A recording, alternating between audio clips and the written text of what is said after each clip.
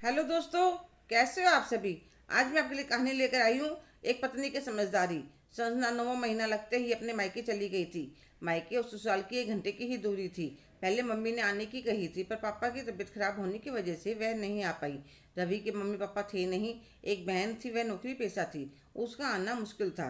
पूरा 9वां महीना निकल गया। बहुत इंतजार करवाने तब मेरे बेटे ने जन्म लिया। सब बहुत खुश थे, रवि तो बहुत ज़्यादा खुश थे। अस्पताल से छुट्टी मिलने के बाद रवि वापस घर आ गई। पहले 2 मिसकैरेज हो चुके थे, इसलिए डॉक्टर ने अब की बार पूरे टाइम आपस में एक दूसरे से दूरी बनाए रखने के लिए कहा था, ताकि बच्चे को कोई नुकसान ना हो।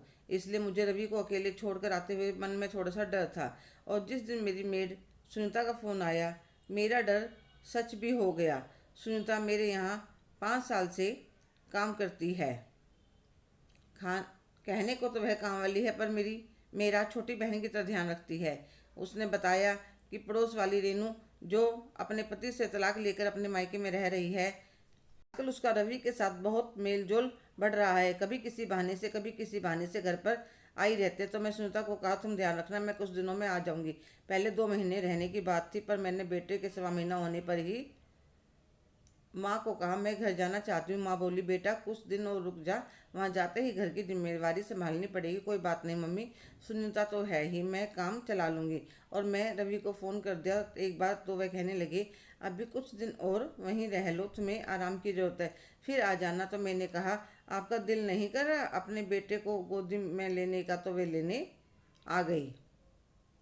घर आने के बाद 1 हफ्ते के अंदर मैंने सुनीता की मदद से घर का नया लुक दे दिया। सुनीता की अभी शादी नहीं हुई थी, तो मैंने कहा, कुछ महीने तुम इतना मुन्ना थोड़ा बड़ा नहीं हो जाता, रात को भी यहीं रह जाए। तो उसे संभालने के लिए मुन्ना होने के बाद मेरी मम्मी और छोटी बहन ने मेरा बहुत ध्यान रखा था। खूब खिलाया पिलाया था, तो चेहरे पर खूब रंग चढ़ा हुआ था। सुनीता घर का काम करती, जब मैं मुन्ने को संभाल लेती, फिर वह उसे संभाल लेती। अब मैं रवि पर ध्यान देना शुरू करा। रात को रवि कहने लगे, संजना तुम तो मुन्ना होने के बाद और भी निकल गई हो। यह अपने पड़ोस में रेनू रहती है ना, वह कह रही थी, बच्चा होने के बाद औरतें डिप्रेस्ड, मोटी, चिड़चिड़ी हो जाती है, अपने पति को भी पास में नहीं आने देती।